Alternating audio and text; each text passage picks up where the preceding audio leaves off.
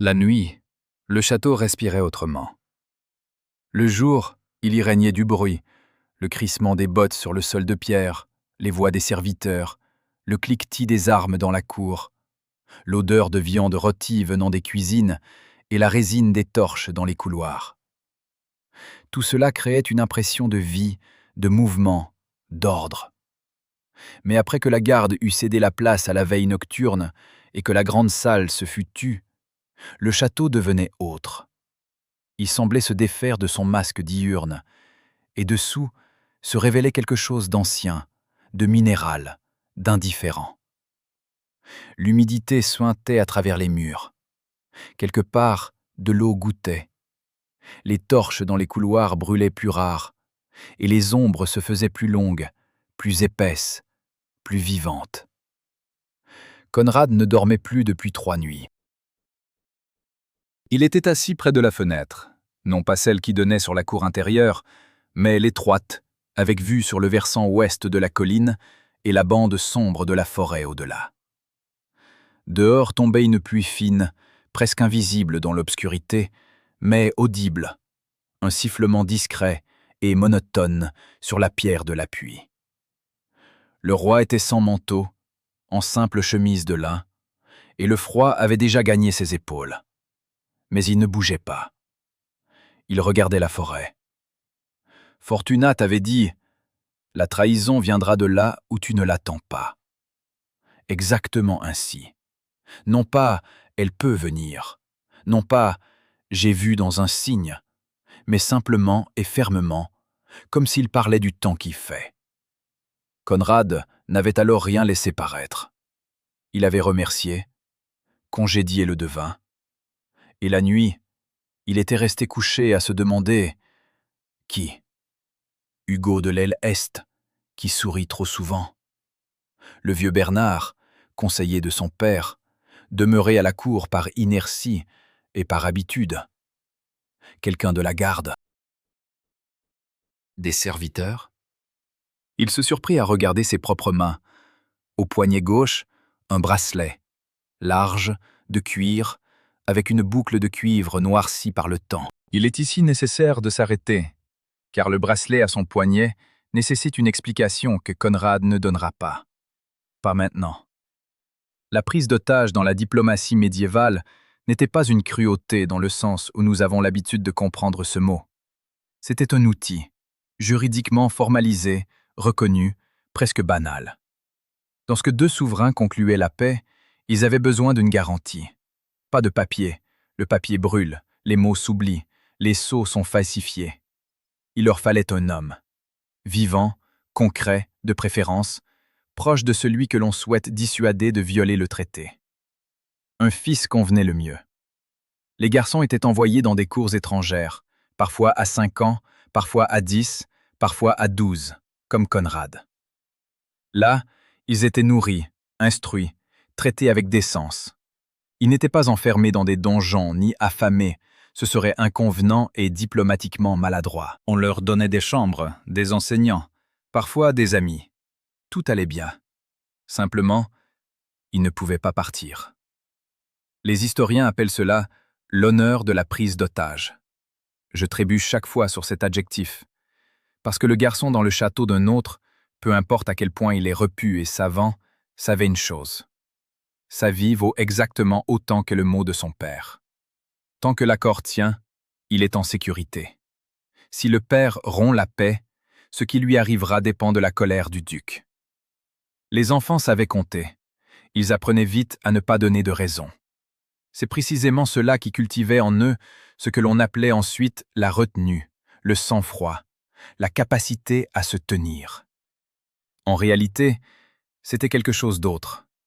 La capacité de vivre de manière à ne pas être désiré comme un outil. Sourire, mais pas trop. Se taire quand ça fait mal.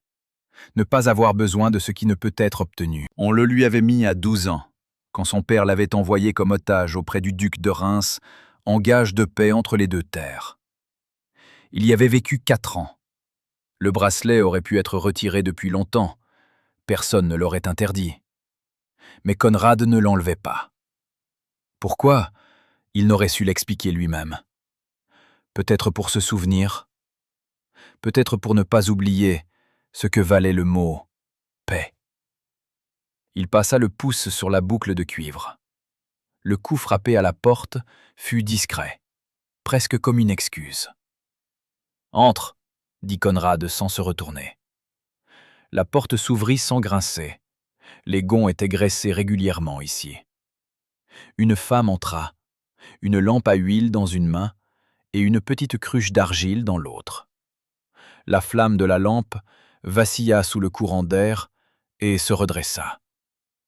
Conrad tourna la tête. Ma reine était de petite taille, brune, avec un visage si calme que cela semblait en soi inhabituel pour quelqu'un qui entrait de nuit dans les appartements royaux. Elle portait une simple robe de laine par-dessus un tablier. À sa ceinture pendait un bouquet d'herbes sèches.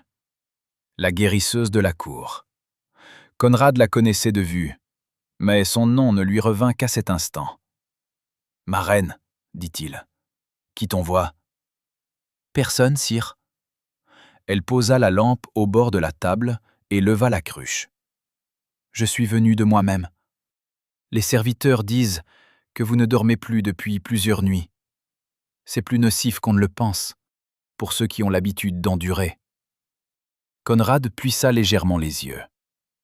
Et tu as décidé de venir avec une décoction au milieu de la nuit, sans permission. Si je vous l'avais demandé, vous auriez refusé, répondit-elle simplement, sans provocation. J'ai apporté du millepertuis, de la mélisse et un peu de racines de valériane. Rien de superflu. Vous pouvez sentir, si vous le souhaitez. Il la regarda quelques secondes. Elle ne baissait pas les yeux et ne les levait pas. Elle le regardait simplement en retour, comme on regarde un homme et non une couronne. « Verse, dit-il enfin. Elle versa dans la coupe, la posa devant lui sur le rebord de la fenêtre. La décoction sentait l'herbe et quelque chose de résineux, de forestier. Conrad prit la coupe, mais ne se pressa pas de boire. « Tu n'as pas peur que je pense que tu m'empoisonnes ?» Ma reine garda le silence, non par désarroi, mais comme si elle réfléchissait vraiment à sa réponse. « Si j'avais voulu vous empoisonner, sire, j'aurais choisi quelque chose, sans odeur, » dit-elle. « Et je ne serais pas venu moi-même. » Conrad faillit sourire. Faillit. Il but une gorgée. La décoction était amère et tiède. Dehors, la pluie bruissait toujours. « Va dormir, ma reine, » dit-il. « Oui, sire, » répondit-elle.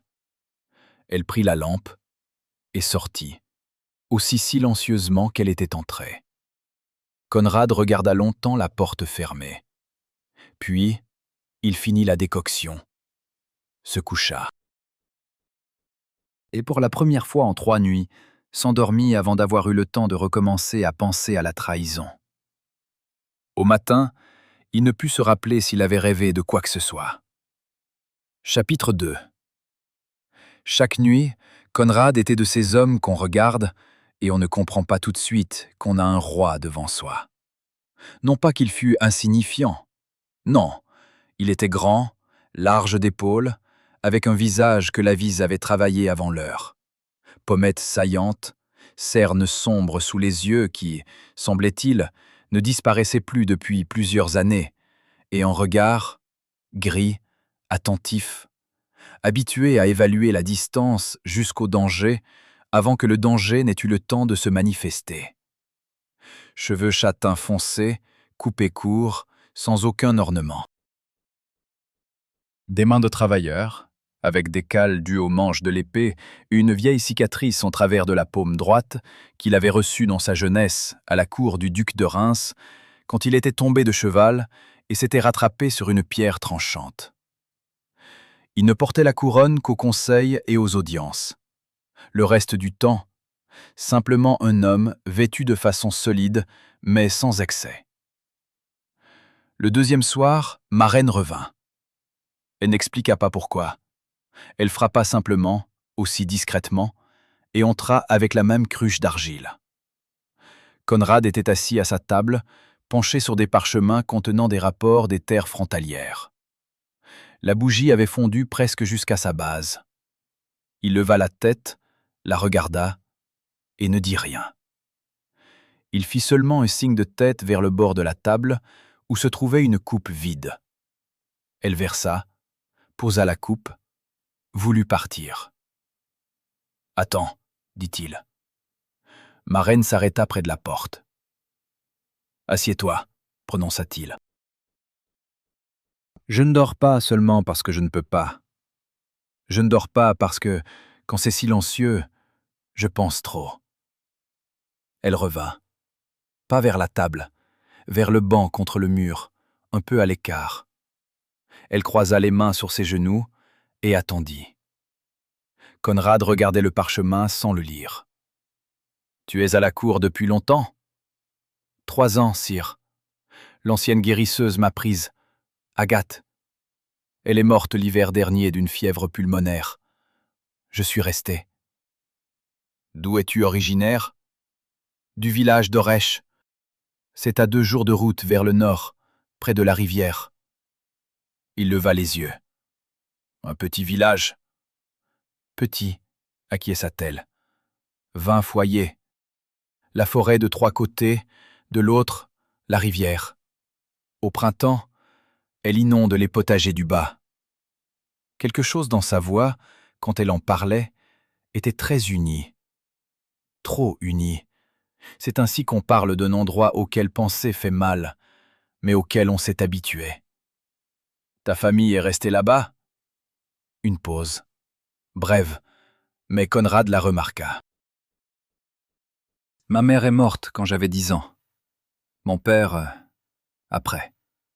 Je n'avais pas de frère. Il y avait une famille voisine qui m'a recueilli. Ils sont toujours là-bas. » Conrad ne dit pas « je suis désolé ». Il n'aimait pas les mots vides. Il hocha simplement la tête et baissa de nouveau les yeux sur le parchemin. « Tu sais qui est Fortuna ?» demanda-t-il soudain. Ma reine garda le silence un instant. « Je sais que c'est un voyant, de la cour. Qu'on l'écoute. » « Il m'a dit que quelqu'un à la cour prépare une trahison, » prononça Conrad, d'une voix égale, sans tension, comme on parle d'une chose qu'on a déjà examinée sous tous les angles. Il n'a pas donné de nom, n'a pas décrit de signe. Il a simplement dit « et c'est tout. » Et maintenant je regarde chaque personne et je me demande « celui-ci ou celui-là ?» Ma reine ne poussa pas un cri. Elle ne dit pas « c'est terrible » ou « ne lui faites pas confiance ». « Vous a-t-il dit cela publiquement ou en privé ?» demanda-t-elle. Conrad fut légèrement surpris par la question. « En privé ? À la fin du conseil, quand tout s'était déjà sorti. Cela signifie qu'il ne voulait pas semer la panique à la cour, dit-elle lentement, ou qu'il voulait que vous seul le sachiez. Ce sont 2 choses différentes. » Le roi la regarda quelques secondes. « Tu es intelligente, dit-il, sans flatterie, comme un fait. »« J'écoute simplement avec attention, répondit-elle. Dehors, le vent avait tourné. Il ne pleuvait pas, mais l'air était humide et lourd, comme de la laine mouillée. La chandelle vacilla. Conrad passa la main sur son visage. Un geste las, involontaire, pas du tout royal. « Va te reposer, dit-il. Demain tu as du travail. »« Vous aussi, sire. » Elle se leva, prit la lampe. À la porte, elle s'attarda un instant, sans se retourner, ralentissant simplement le pas, comme quelqu'un qui aurait encore quelque chose à dire, mais qui décide de se taire. Et elle sortit. Conrad regarda longuement la porte, puis le bracelet. Puis il but la décoction, déjà presque froide, et se coucha. Il ne pensait pas à Fortuna. Il pensait au fait que quelqu'un, aujourd'hui, pour la première fois depuis longtemps, lui avait parlé. À lui, pas au roi. Et que c'était étrange. Et qu'il n'était pas sûr de vouloir que cela se reproduise. Mais la 3e nuit, il se surprit à attendre son coup à la porte. Chapitre 3. le prix de la paix. La 4e nuit, il l'interrogea sur le bracelet. Pas tout de suite. D'abord, ils restèrent assis dans le silence désormais habituel, lui près de la fenêtre, elle sur le banc contre le mur. Maren était venue un peu plus tôt que d'ordinaire, et Conrad n'avait pas encore eu le temps de ranger ses parchemins. Elle ne le pressa pas. Elle sortit de la poche de son tablier une pelote de fil de laine et un petit crochet de bois, s'occupant à un menu ouvrage, comme le font les mains quand la tête se repose. Du coin de l'œil, Conrad l'observait et se disait qu'il n'avait pas vu depuis longtemps quelqu'un d'aussi à l'aise dans le silence. Puis il croisa son regard. Elle fixait son poignet gauche. Pas à la dérober, pas avec la curiosité d'un badaud. Elle regardait simplement, comme regarde un médecin qui remarque une vieille cicatrice. « Cela t'intéresse » dit-il. Ce n'était pas une question. « Oui » répondit-elle simplement. « Si cela vous déplaît, je ne demanderai pas. » Il resta silencieux. Puis il ôta le bracelet, lentement, d'un geste habituel, comme s'il le faisait souvent, alors qu'en réalité, il ne le faisait presque jamais, et le posa sur la table entre eux. « J'avais 12 ans, commença-t-il en regardant le bracelet. Mon père m'a envoyé chez le duc de Reims.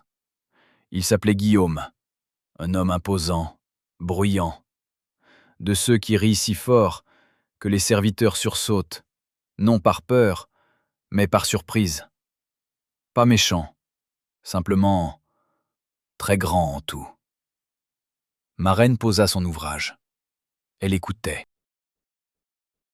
Cela s'appelait un otage en gage de paix. Joli mot. Mon père me l'a expliqué ainsi. Tu vas là-bas, tu vis parmi eux, tu apprends. Tant que tu es là, ils n'attaqueront pas nos terres. J'ai demandé, et s'ils attaquent? Il a dit, cela n'arrivera pas. Conrad se tut. Cela ne pas arriver. Mon père avait raison. La paix a tenu 4 ans, pendant que je vivais à la cour de Guillaume. On me nourrissait, on m'enseignait les lettres et l'équitation, on me traitait poliment. Personne ne me frappait, personne ne m'insultait. Simplement, je savais que je ne pouvais pas partir, que je n'étais pas un invité, que ma vie était une condition du traité. Ma reine regardait le bracelet. « Et le bracelet, c'est eux qui l'ont mis ?»« Non, dit Conrad. C'est moi qui l'ai fait. Plus tard, quand je suis revenu, avec un morceau de cuir d'une vieille selle et une boucle de cuivre. Un serviteur m'a demandé pourquoi une chose aussi laide au poignet de monseigneur. Je n'ai pas répondu. « Et pourquoi ?» demanda ma reine, doucement, sans insister. Il resta silencieux plus longtemps que d'habitude. Pour me souvenir que la paix n'est pas acquise, que quelqu'un paie toujours pour elle. Parfois avec des terres, parfois avec de l'or, parfois avec un enfant qu'on envoie vivre parmi des étrangers et qu'on appelle cela un honneur. La pièce était silencieuse. Quelque part au loin, dans les profondeurs du château, un coq chanta. Tôt, pas encore l'aube, simplement un oiseau trompé par l'obscurité. « Vous en vouliez à votre père ?» demanda ma reine. Conrad reprit le bracelet, le tourna entre ses mains. Je croyais lui en vouloir. Je l'ai cru longtemps. Et puis j'ai compris que non. Il avait fait ce qu'il devait faire. Il était roi. J'étais le prix. Ce n'est pas de la cruauté, c'est l'arithmétique du pouvoir. Je l'ai compris. Mais comprendre ne veut pas dire cesser de se souvenir. Ma reine hocha la tête, lentement, comme quelqu'un à qui cela est familier. Dans notre village, dit-elle soudain, il y avait une fille. On l'a mariée au village voisin quand elle avait 13 ans, pour mettre fin à une dispute entre 2 familles à propos d'un pâturage. Elle ne pleurait pas quand elle est partie. Elle marchait simplement en regardant ses pieds, Je ne comprenais pas alors pourquoi elle ne pleurait pas. Puis j'ai compris. Elle avait déjà tout décidé en elle. Accepté. Oui, dit Conrad, exactement ainsi. Ils restèrent silencieux. C'était un autre silence, pas vide, mais plein, comme l'air avant l'orage. Quelque chose y flottait, quelque chose qui n'avait pas encore de nom. Puis Conrad dit « Fortuna est revenue aujourd'hui. » Maren leva les yeux. Il a dit qu'il avait vu un signe. Un oiseau est tombé mort dans la cour à l'aube. Il dit que c'est un messager, que le traître agit déjà. Conrad eut un sourire bref, court, sans gaieté. Les oiseaux tombent morts chaque hiver, de froid, de maladie. Mais il part de telle façon qu'on commence à douter même de cela. Je dois avouer quelque chose à propos de Fortunato. Lorsque j'ai inventé cette histoire, j'avais besoin d'une figure qui crée de la tension, non par l'action, mais par la parole. Un méchant qui ne fait rien de ses mains, qui se contente de parler. Et c'est suffisant pour que l'homme commence à regarder ses propres serviteurs comme des étrangers. Je lui ai donné ce talent intentionnellement et avec plaisir. J'avoue, de tels personnages s'écrivent facilement, presque d'eux-mêmes. Mais ensuite, je me suis demandé d'où vient cette figure dans la réalité. Pourquoi à chaque cour, à chaque époque, dans chaque structure de pouvoir, apparaît inévitablement une personne qui parle de l'avenir avec assurance. Non pas parce qu'il le voit, mais parce qu'on l'écoute. Le prophète est toujours la réponse à un besoin de quelqu'un. Pas un besoin de connaissance, un besoin que quelqu'un d'autre prenne la responsabilité de l'incertitude. Conrad ne dort pas la nuit. Il prend des décisions qui déterminent des vies. Il ne peut pas se permettre de se tromper. Et c'est pourquoi il est vulnérable à celui qui dit « je sais ». Peu importe ce que c'est cette personne, ce qui compte, c'est l'intonation de confiance. Elle agit comme un analgésique. Fortuna ne croit pas aux oiseaux. Il croit aux gens qui ont peur des oiseaux. C'est un tout autre métier, et malheureusement, bien plus ancien que n'importe quelle diplomatie. Je l'ai écrit ainsi car sans lui, l'histoire de la confiance serait trop silencieuse. La confiance ne se manifeste que sous pression. Maren aurait pu simplement apporter une décoction, Conrad aurait pu simplement boire et s'endormir, et rien ne se serait passé. Rien de réel. Il fallait quelqu'un qui rende le silence dangereux. Fortunat a réussi. L'oiseau qui est tombé dans la cour est vraiment tombé à cause du froid. Je le sais. Conrad, en gros, le sait aussi. Mais entre la connaissance et la certitude, il y a une distance où se glisse beaucoup de peur. Fortunat vit précisément dans cette distance. « Il sait parler » dit Maren avec prudence. « Oui. » Conrad la regarda. « Que penses-tu de lui » Elle ne se hâta pas de répondre. C'était quelque chose que Conrad avait déjà remarqué chez elle. Elle ne répondait jamais avant d'avoir réfléchi. « Je pense qu'un homme qui parle de trahison, mais ne donne jamais de nom, soit ne sait rien lui-même, soit sait trop bien. Le premier cas le rend inutile. Le second, dangereux. » Conrad la regarda longuement. « As-tu déjà vécu à la cour auparavant ?»« Non, sire. »« Alors d'où te vient cela ?» Maren inclina légèrement la tête. « J'ai soigné des gens, de toutes sortes, riches et pauvres. Quand quelqu'un souffre ou a peur, il dit la vérité. J'ai beaucoup écouté. » Conrad remit le bracelet, boucla la tâche. « Va dormir, Maren. »« Oui, sire. » Elle rassembla les fils, prit la lampe. À la porte, comme toujours, elle ralentit légèrement le pas. Cette fois, elle se retourna. « Conrad, » dit-elle, pour la première fois sans cire, et tous deux le remarquèrent. « Ce garçon qu'on a envoyé comme otage, il s'en est sorti. » Elle sortit avant qu'il ne pût répondre. Conrad resta longtemps assis près de la fenêtre. Dehors s'étendait le brouillard de l'aube, laiteux, immobile, cachant la forêt, la colline et tout ce qui semblait clair en plein jour. Il le contemplait, et pensait que pour la première fois depuis de nombreuses années, quelqu'un lui avait dit quelque chose, non parce qu'il le fallait, ni parce que c'était profitable. Simplement, il ne savait pas quoi en faire. Chapitre 4. Ce dont rêvent les rois. Cette nuit-là, Conrad finit par s'endormir avant qu'elle ne parte. Ma reine ne s'en aperçut pas tout de suite. Elle était assise sur son banc, dans la pénombre, et l'écoutait parler, lentement, avec de longues pauses, comme quelqu'un qui pense à voix haute et n'est pas tout à fait sûr de vouloir être entendu. Puis les pauses s'allongèrent.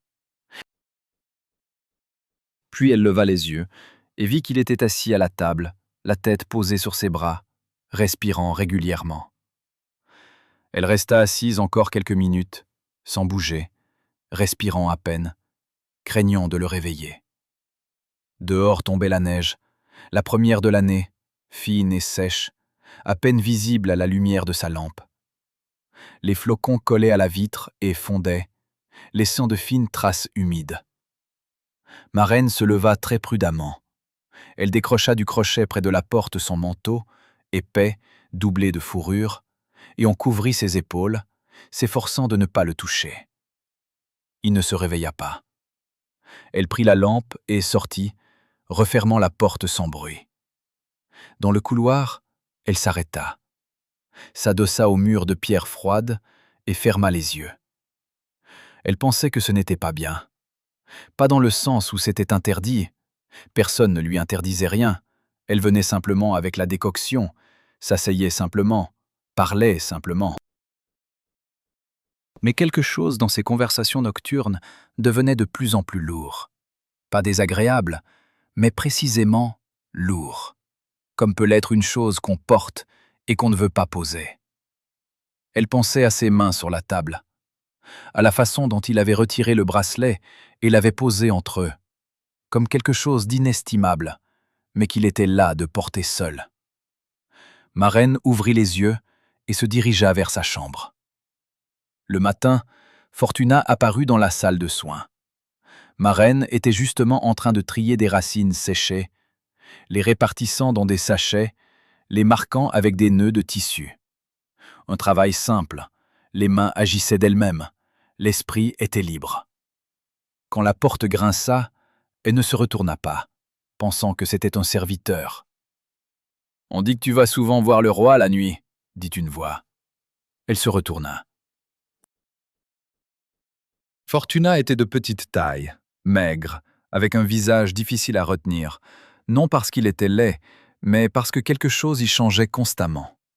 Des yeux clairs, presque transparents, avec l'habitude de regarder un peu plus longtemps que nécessaire. Bien vêtue, mais sans excès, une robe de laine sombre, une chaîne d'argent avec quelque insigne. Il se tenait près de la porte et souriait, légèrement, sans offense, comme sourient les gens habitués à ce que le sourire ouvre les portes. « Avec la décoction, » dit ma reine d'une voix égale. « Il ne dormait pas. »« Oui, je sais. » Fortuna entra dans la pièce, regarda autour de lui, non avec intérêt, mais avec cette distraction particulière derrière laquelle se cache une attention très soutenue. « Une bonne action. Le roi doit se reposer. » Ma reine continua à trier les racines. « Tu es venu pour quelque chose de précis ? » ?»« Pour une conversation. » Il s'arrêta près de la table, en face d'elle. « Tu es une femme intelligente, ma reine. À la cour, c'est une rareté, et une valeur, et un danger à la fois. Est-ce une menace ou un conseil ? » Fortuna rit, doucement, presque sans bruit. « C'est une observation. J'observe les gens. C'est mon travail. » Il se tut un instant. « Conrad te fait confiance. » « Il fait confiance à la décoction, » dit-elle. « Ce sont des choses différentes. » « Peut-être. » Fortuna prit l'un des sachets, le renifla, le reposa. « Je vais te dire quelque chose, et tu pourras en faire ce que tu veux. Le roi est un homme bon. Mais les hommes bons sur le trône font souvent des erreurs, précisément parce qu'ils sont bons. Ils hésitent, ils doutent, Ils écoutent les mauvaises personnes. Ma reine leva les yeux. Et tu es venu me dire cela, pourquoi? Parce que tu fais maintenant partie de ceux qui l'écoutent, dit simplement Fortuna. Et donc, tu en portes la responsabilité. Il s'inclina, brièvement, poliment, et sortit. Ma reine regarda longuement la porte fermée, puis le sachet de racines dans ses mains. Ses doigts le serraient plus fort que nécessaire. La nuit, elle vint plus tard que d'habitude. Conrad n'était ni près de la fenêtre, ni à la table. Il se tenait au milieu de la pièce, dans l'obscurité totale, seule une torche au mur donnait de la lumière, et regardait dans le vide. Quand elle entra, il se retourna. « J'ai fait un rêve », dit-il sans préambule. « Pour la première fois depuis longtemps. » Ma reine posa la cruche sur la table, attendit. J'étais de nouveau là-bas, à Arras. Mais, dans le rêve, ce n'était pas le château de Guillaume. C'était une autre cour, inconnue. Et je savais en rêve que je devais trouver le chemin du retour. Mais j'ignorais dans quelle direction aller. Et tous autour de moi me disaient « Tu es déjà chez toi, que cherches-tu » Mais je savais que non. Il se tut, se frotta le visage. Encore ce geste, là, est tellement humain. « C'est stupide de raconter ses rêves », ajouta-t-il. « Non, dit ma reine. Les rêves, c'est ce à quoi pense une personne quand elle cesse de se contrôler. C'est plus honnête que bien des conversations. » Conrad la regarda. « Fortuna est venue te voir aujourd'hui. Ce n'était pas une question. » Ma reine ne fut pas surprise. À la cour, tout se voit. « Oui. » Qu'a-t-il dit? Elle garda le silence, puis dit, d'une voix égale, sans rien ajouter de son cru, que les gens bons sur le trône écoutent souvent les mauvaises personnes. Conrad demeura immobile, puis s'approcha lentement de la fenêtre, se plaça à côté d'elle, non pas en face, mais vraiment à côté, regardant dans la même direction, vers la cour sombre, en contrebas, où la neige s'était déjà déposée en fines couches sur les pierres. « Il veut que tu te méfies de moi, » dit Conrad. « Ou que je me méfie de toi. Il parle toujours de telle sorte qu'on ne sait pas dans quel sens coule le poison. »« Je sais, » dit ma reine. « Et tu es quand même venu. »« Je viens toujours. » Cela résonna plus bas qu'elle ne l'aurait voulu.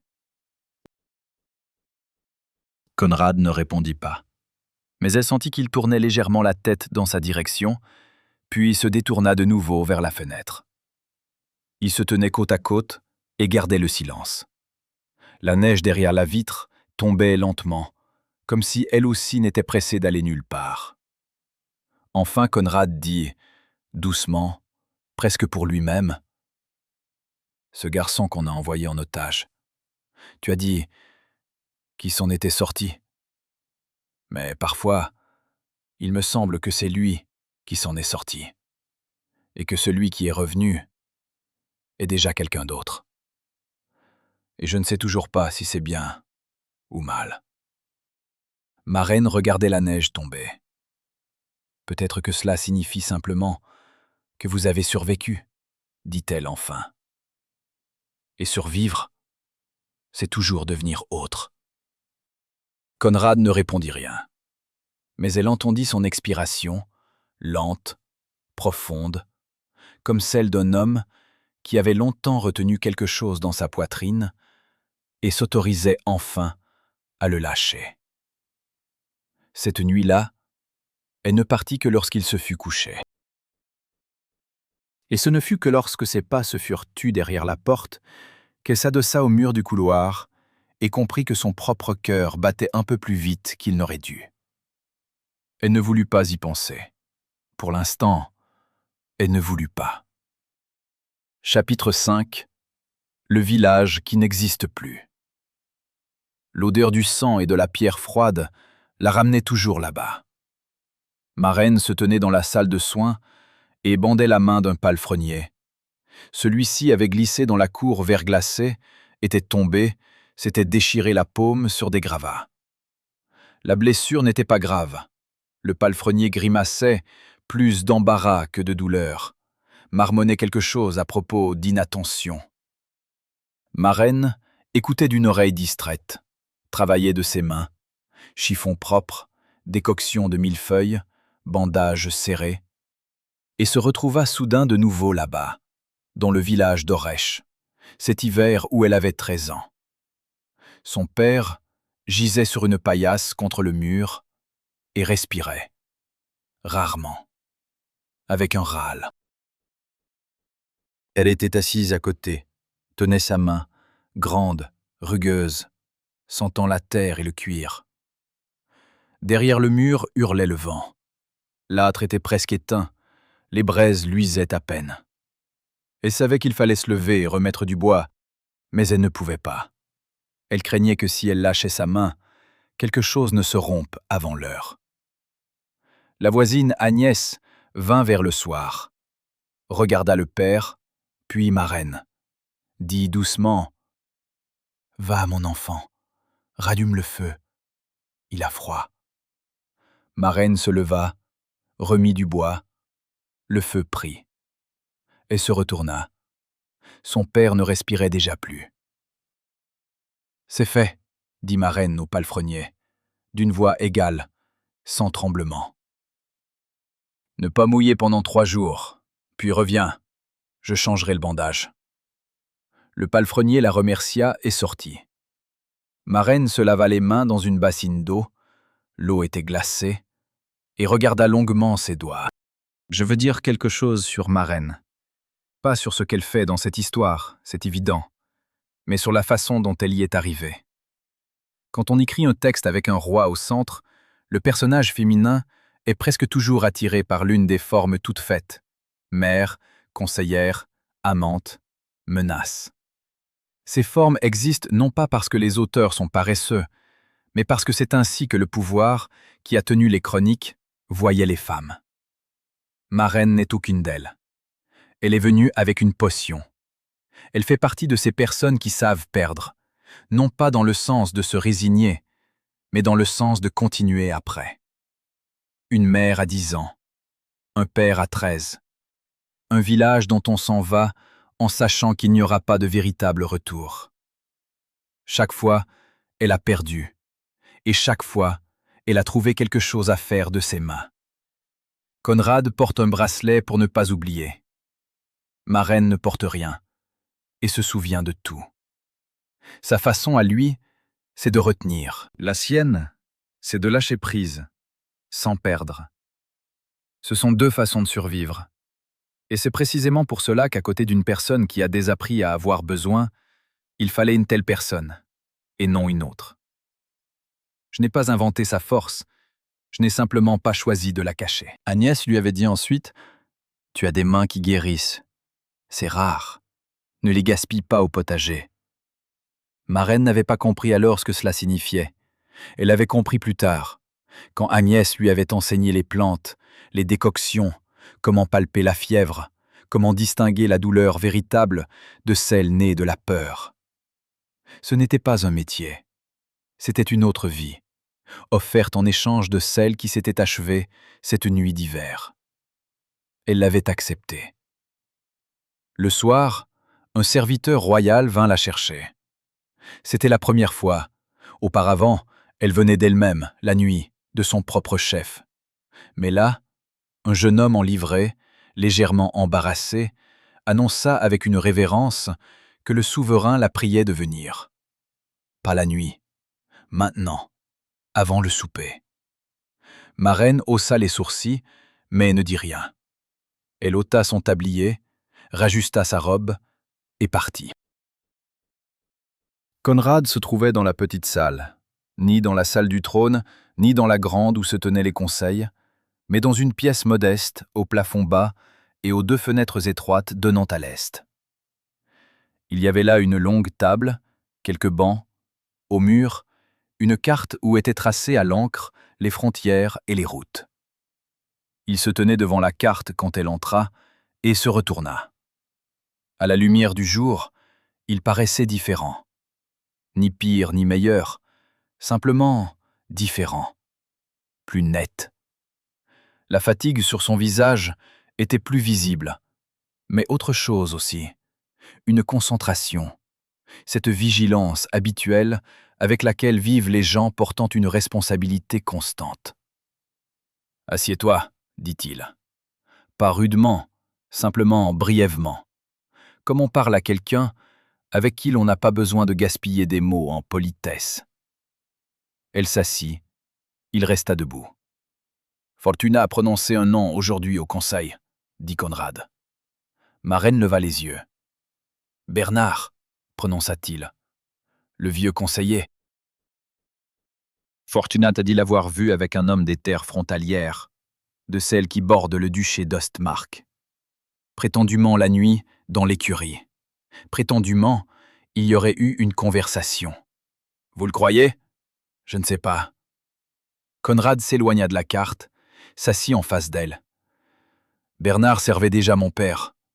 Il est vieux, malade, ses mains tremblent, et il s'endort au conseil. Mais il est intelligent, et il en sait suffisamment. Vous avez vérifié? J'ai ordonné qu'on te surveille. Pour l'instant, rien. Conrad se tut un instant. Mais voici ce qui est étrange. Fortuna parlait auparavant en termes généraux. Et là, un nom, un lieu, des détails. C'est soit la vérité, soit un piège. Un piège pour qui? Je ne sais pas. Peut-être pour Bernard. Peut-être pour moi. Il la regarda. Peut-être pour toi.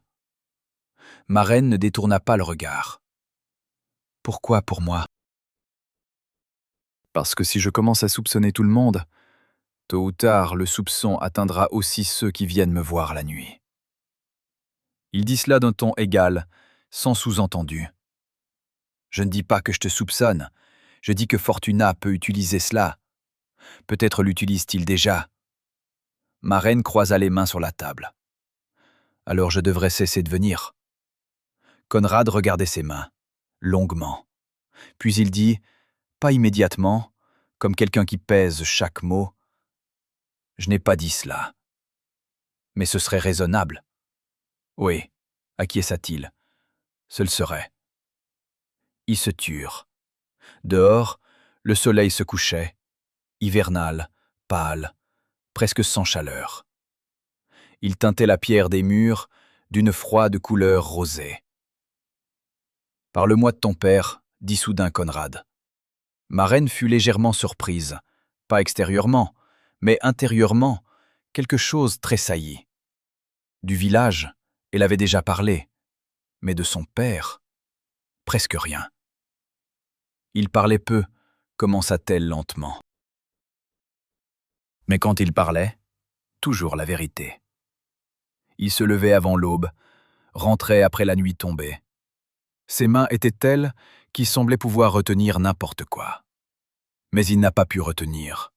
Le mal des poumons l'a pris en un seul hiver. Tu étais près de lui? Oui, je tenais sa main. Puis je me suis levé pour ranimer le foyer. Il avait froid. Elle se tut, regardant la table. Quand je me suis retourné, il ne respirait déjà plus. J'ai toujours pensé ensuite, aurais-je été à temps, si je ne m'étais pas levé, bien que je sache que non. C'est juste qu'on pense ainsi. Conrad hocha la tête, lentement, comme quelqu'un à qui cela est compréhensible, sans explication. Quand mon père est mort, dit-il doucement, j'étais à la chasse. On me l'a annoncé vers le soir. Je suis rentré au château. Je suis entré dans sa chambre. Je suis resté debout. Je suis sorti. Je devais prendre des décisions. Qui prévenir? Quand réunir le conseil? Comment annoncer le deuil? Pas le temps de pleurer. Il se tut. Ensuite, il n'y a jamais eu le temps, jusqu'à maintenant. Ma reine le regardait, pas avec pitié, avec cette compréhension qui est plus profonde que la pitié. Vous l'aimiez demanda-t-elle. Conrad resta longtemps silencieux. Dehors, le pâle soleil disparut définitivement derrière le bord du mur et la pièce s'assombrit. Je pense que oui. Simplement, nous ne savions ni l'un ni l'autre très bien le montrer. Il regarda le bracelet. C'est peut-être pour cela que je le porte. Pas seulement comme rappel du prix de la paix, mais aussi comme la dernière chose qui fut entre nous. Le choix qu'il a fait et que j'ai accepté. Ma reine ne dit rien. Parfois le silence, c'est cela la réponse, la plus juste. Un serviteur frappa à la porte. « Le souper est prêt, sire. » Conrad se leva, ma reine se leva aussi. « Viens cette nuit, » dit-il sans la regarder. « Si tu veux. »« Je viendrai, » répondit-elle. Elle marchait dans le couloir en retournant à la salle de soins et pensait que quelque chose avait changé. Pas aujourd'hui, avant. Peut-être cette nuit, où elle l'avait couvert de son manteau et était restée ensuite près du mur dans le couloir, écoutant le silence. Peut-être celle où il avait dit son nom. Pas la guérisseuse, pas la femme, simplement ma reine. Comme on parle à quelqu'un que l'on connaît déjà. Elle ne pouvait le nommer précisément, mais elle le sentait, comme on sent l'approche de l'orage avant qu'il ne soit visible dans le ciel. Et de nouveau, elle décida de ne pas y penser, pour l'instant. Mais l'instant devenait de plus en plus court. Chapitre 6. Le nom qu'il prononça. On trouva Bernard au matin. Pas mort, vivant, mais à peine. Il gisait dans sa chambre sur le sol, près d'un fauteuil renversé, et lorsque le serviteur le releva, le vieil homme ne pouvait parler de façon cohérente. Il regardait seulement dans le vide et remuait les lèvres. On appela ma reine aussitôt. Elle l'examina rapidement, avec habitude. Le pouls faible mais régulier, les pupilles identiques, aucune trace de coup sur le corps. Elle renifla la coupe posée au chevet. De l'amertume. À peine perceptible, presque dissimulée sous l'odeur du vin. Mais elle connaissait cette amertume. « Appelez le souverain », dit-elle au serviteur, immédiatement. Conrad arriva quelques minutes plus tard, en cape jetée sur sa chemise de nuit, avec le visage d'un homme qu'on a tiré du lit avant l'aube. Il s'arrêta sur le seuil, parcourut la pièce du regard, Bernard sur le matelas, ma reine agenouillée à ses côtés, et entra, refermant la porte derrière lui. « Qu'a-t-il » ? « On l'a drogué, » dit ma reine à voix basse, sans se retourner. « Pas mortellement. Celui qui a fait cela voulait qu'il reste en vie, mais qu'il ne puisse pas parler. Plusieurs jours. C'est certain qu'il ne pourra pas. » Conrad resta immobile. « Tu en es sûr ?» ?»« Oui. » Il regarda la coupe dans ses mains. Puis le vieil homme. Bernard marmonna quelque chose, indistinctement, un mot puis un autre, et se tut à nouveau, fermant les yeux. « Il a dit quelque chose, » prononça Conrad. « Je n'ai pas entendu. Moi j'ai entendu. » Conrad s'approcha lentement, s'agenouilla près de Bernard. Le vieil homme respirait régulièrement, mais son visage était gris comme de la cendre. Il a dit « Pas moi ». Ma reine leva les yeux vers Conrad. Celui-ci regardait le conseiller, longuement, avec cette expression qu'elle avait déjà appris à déchiffrer, ni colère, ni désarroi, mais un travail de pensée très concentré, très silencieux. « Sire, » dit-elle prudemment, « qui savait que vous aviez ordonné de le faire surveiller ?» Conrad se releva. « Ceux à qui je l'ai ordonné, » répondit-il, « et Fortuna. Je le lui ai dit hier, pour qu'il cesse de répandre des rumeurs sur Bernard avant confirmation. » Ma reine garda le silence, mais il vit qu'elle pensait la même chose que lui. Fortuna apparut de lui-même. Avant même que le château ne soit complètement réveillé, Dans cet intervalle où les serviteurs ne faisaient qu'allumer le feu dans les âtres et où la première lumière filtrait à peine par les fenêtres étroites, il entra dans la chambre de Bernard avec un visage affligé et préoccupé, et s'arrêta en voyant Conrad. « Sire, je viens d'apprendre. C'est terrible. »« Oui, » dit Conrad.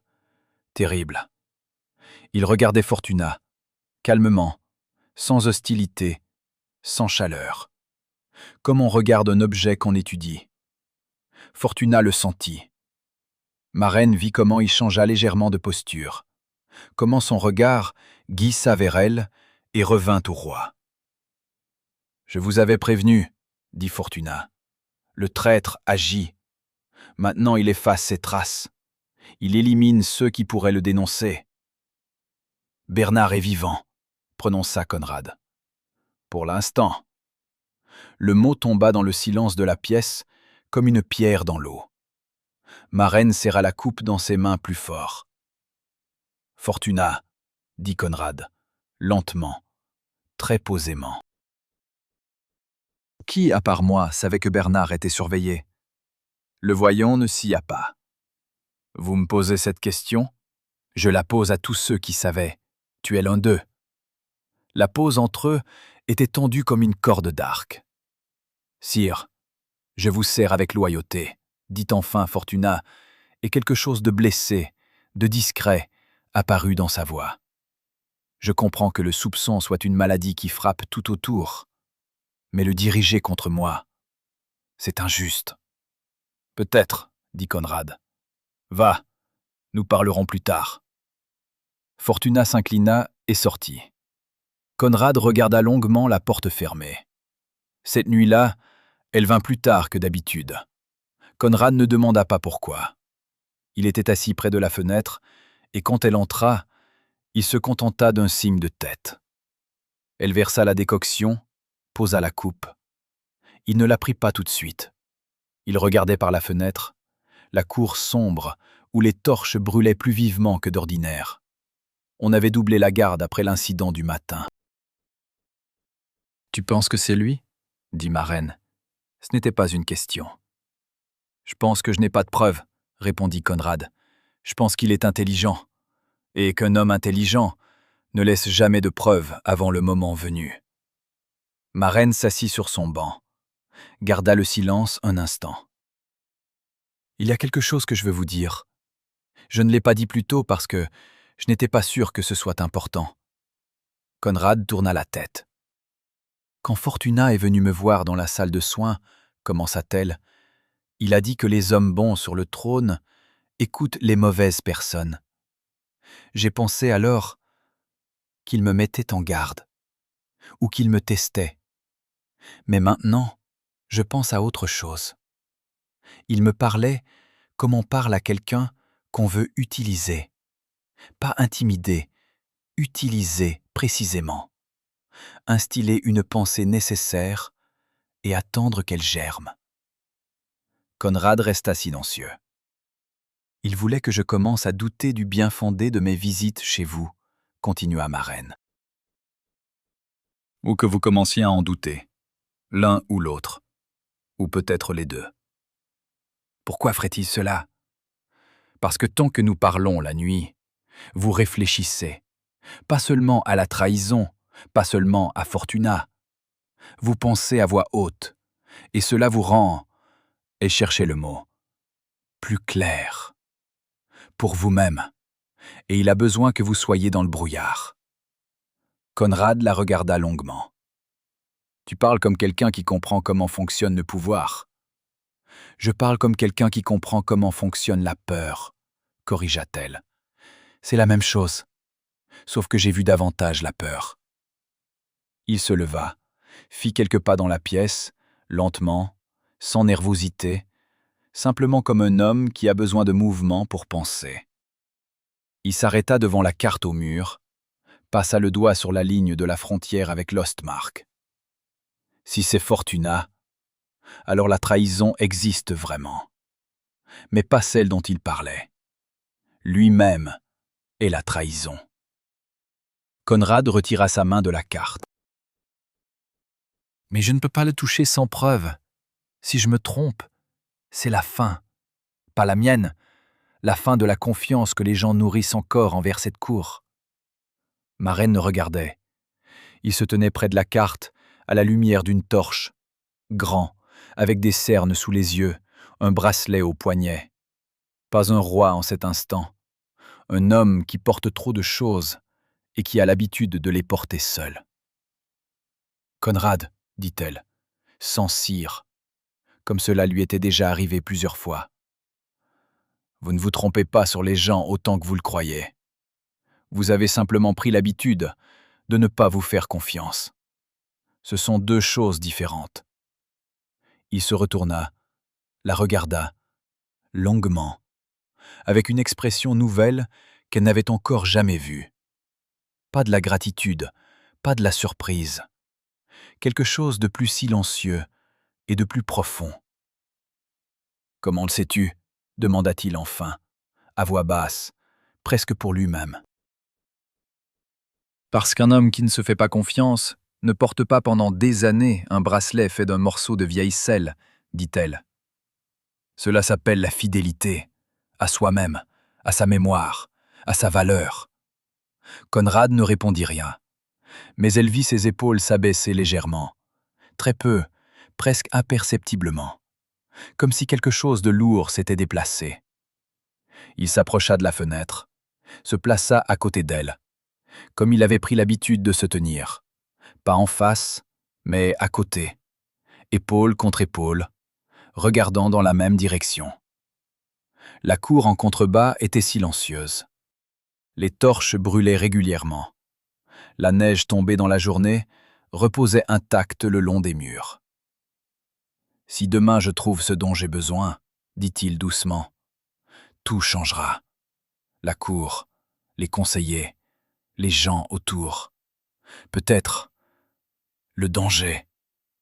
Tu comprends cela ? » « Oui, » répondit ma reine. « Et tu viendras quand même ?»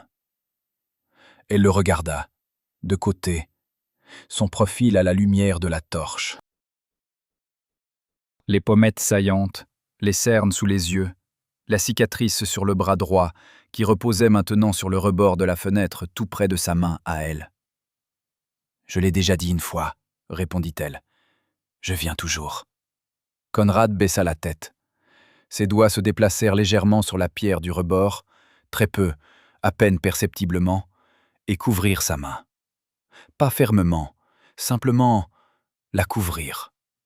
Comme on couvre quelque chose qu'on a peur de perdre, mais qu'on ne sait pas encore nommer. Ma reine ne retira pas sa main. Dehors, les torches brûlaient.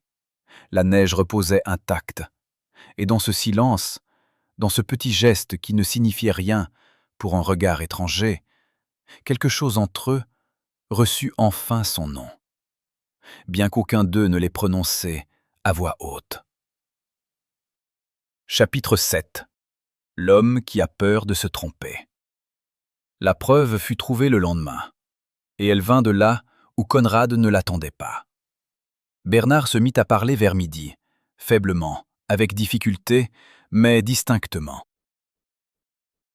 Ma reine était assise à côté de lui quand Conrad entra avec deux hommes de confiance. Elle voulut sortir, mais le vieil homme leva la main, lui demanda de rester. Apparemment, il lui faisait plus confiance qu'à quiconque dans ce château.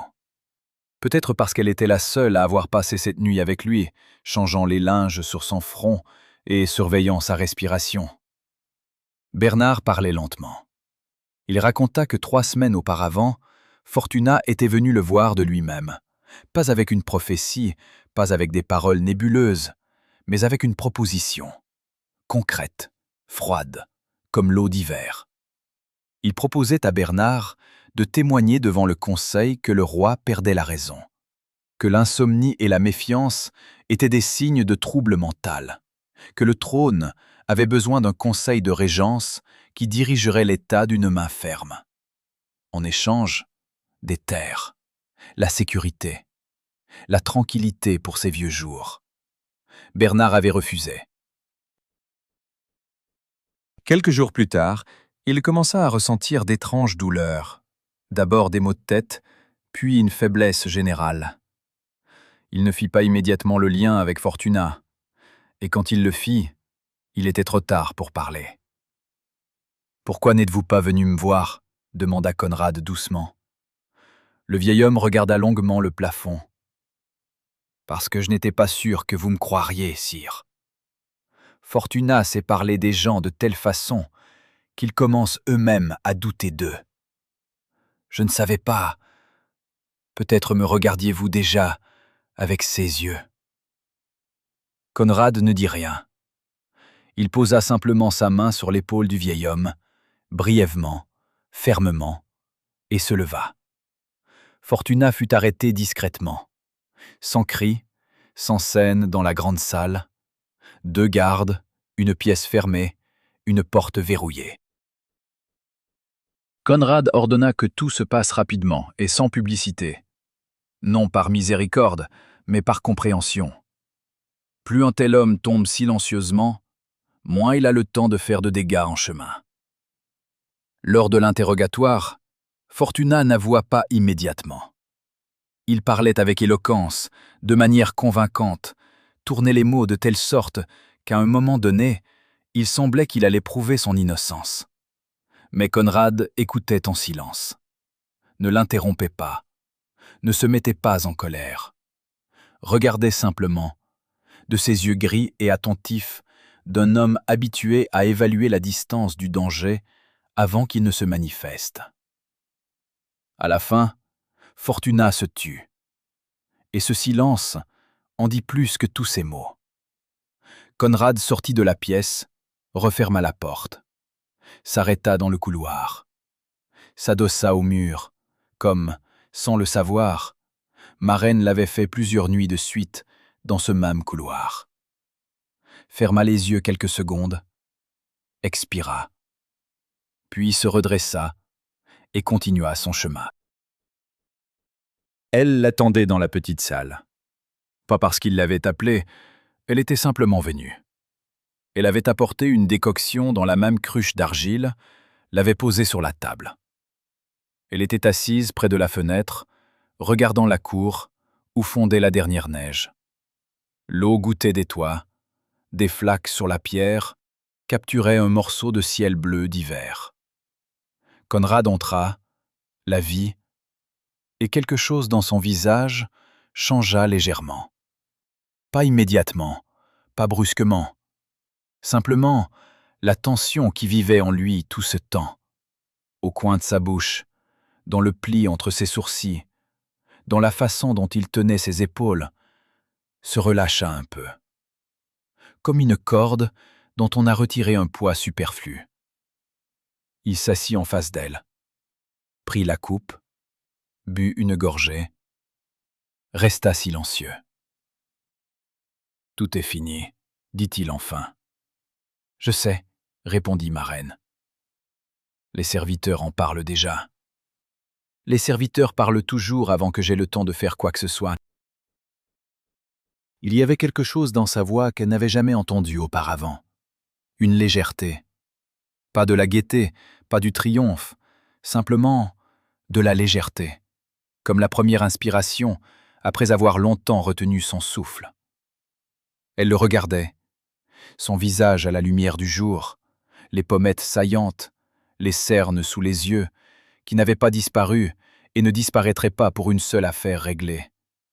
La cicatrice sur la paume droite, le bracelet au poignet gauche.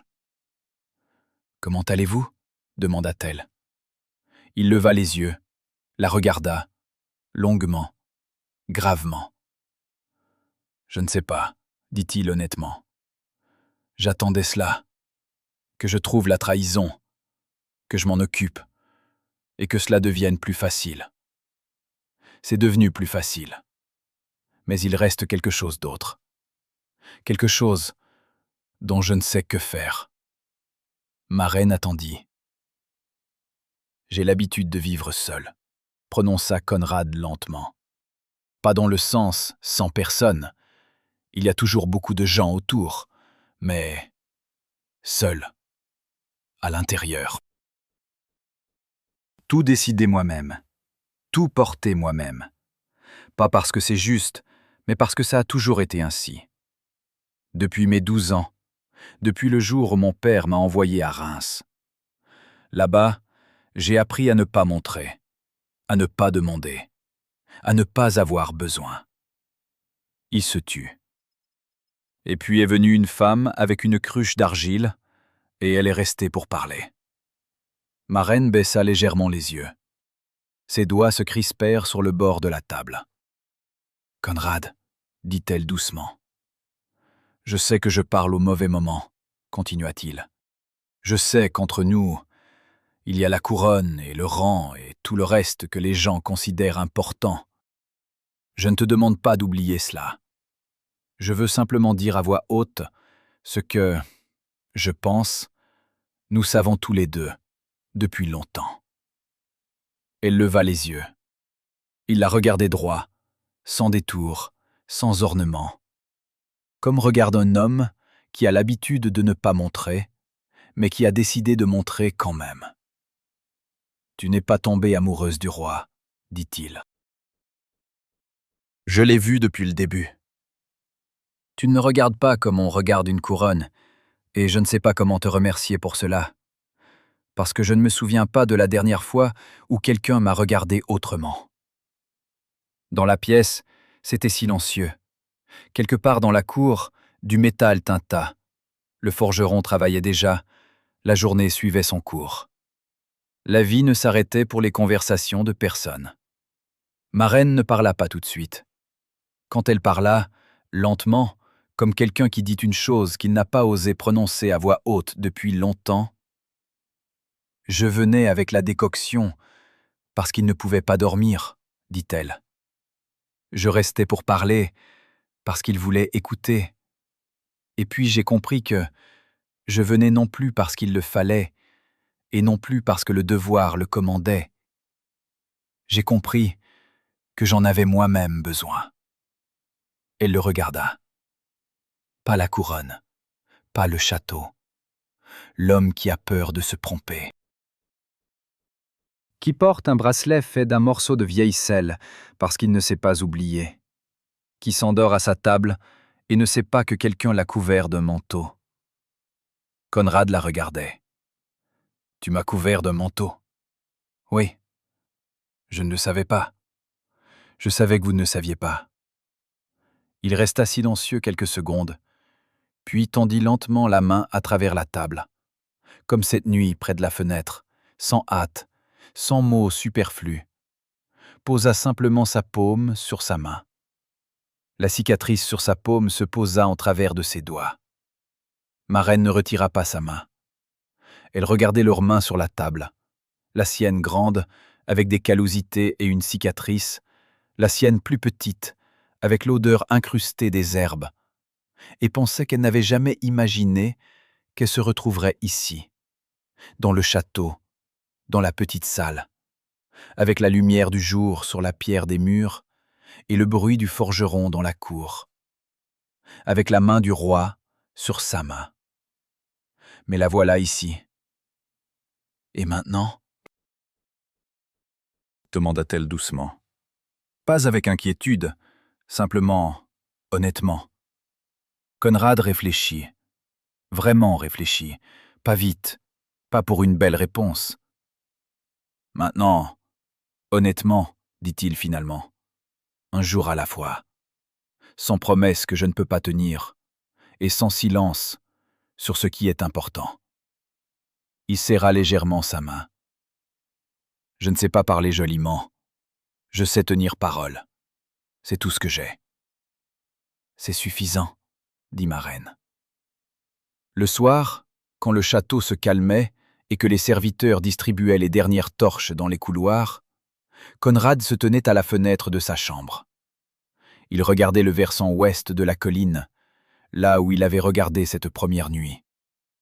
La forêt au-delà de la colline était sombre, comme toujours. Mais quelque chose en elle aujourd'hui ne semblait pas une menace, simplement une forêt, simplement la nuit. Il entendit un léger coup à la porte. « Entre » dit-il. Marraine entra, avec une lampe et sans cruche. S'arrêta sur le seuil. « Tu es venu sans décoction ?» dit-il. « Tu pourras dormir sans aujourd'hui, il me semble, » répondit-elle. Il sourit légèrement. Vraiment, sans effort, sans cette sensation que le sourire, c'est aussi une partie du travail. Souris simplement. « Assieds-toi, » dit-il. « Je veux te montrer quelque chose. » Il prit sur la table un petit rouleau qu'elle n'avait pas vu auparavant et le déroula. C'était une carte, pas celle qui était accrochée dans la petite salle avec les frontières et les routes, une autre, plus petite, plus ancienne, avec des bords noircis par le temps. On y avait dessiné plusieurs villages, une rivière, une forêt. « Ce sont les terres au nord, » dit Conrad. Ici, il passa le doigt le long de la rivière, le village d'Orech. Marraine leva les yeux, resta silencieuse. « J'ai ordonné à l'intendant de voir ce qu'il en était de la route depuis le château, » continua-t-il. « On dit qu'au printemps, elle est emportée par les eaux. Il faut la réparer. » Il la regarda. « La vie, la famille qui t'a accueilli. »« Oui, » dit-elle à peine audible. « Ils sont sous la protection de cette cour. J'ai ordonné qu'on s'en occupe. » Marraine regarda longuement la carte. La rivière, la forêt de 3 côtés, la petite indication du village, une minuscule croix et quelques lignes signifiant les cours. 20 cours. L'odeur du pain frais sortant des fours en été. La voix d'Agnès. « Tu as des mains qui guérissent. »« Pourquoi avez-vous fait cela ?» demanda-t-elle doucement.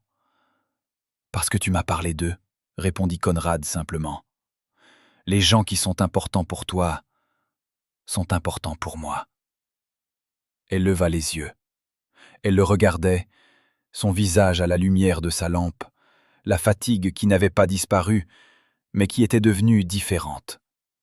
Non pas cette fatigue qui tire vers le bas, mais celle qui vient après une longue journée de travail honnête. Elle ne dit rien. Elle plia simplement la carte, comme il l'avait dépliée, et la reposa sur la table.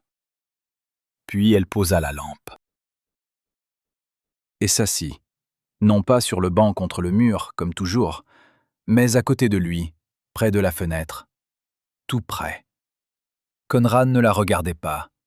Il regardait par la fenêtre, la colline sombre, le ciel où l'on devinait les étoiles derrière les nuages. Mais elle sentait que quelque chose en lui, à côté d'elle, devenait plus silencieux, plus calme, comme une eau qui cesse de trembler. Dehors, c'était le silence. Ni pluie, ni vent, simplement une nuit d'hiver, froide et claire. Conrad défit son bracelet. Marraine le vit du coin de l'œil. Elle ne se retourna pas. Elle sentit seulement un léger mouvement à côté d'elle. Il tint le bracelet dans ses mains quelques secondes, la boucle de cuivre, le cuir noirci par le temps. Puis il le posa sur le rebord de la fenêtre. Il ne le jeta pas. Il ne le cacha pas. Il le posa simplement, là, bien en vue, comme on pose une chose qu'on n'a plus besoin de porter sur soi, mais qu'on n'a pas l'intention d'oublier. Marraine regardait le bracelet. Puis, sa main sans bracelet, avec cette bande de peau blanche au poignet. « Ça fait mal ?» demanda-t-elle doucement. « Non, » dit-il. « C'est étrange, léger. » Il se tut un instant. « C'est sans doute comme ça que ça doit être. » Elle hocha la tête.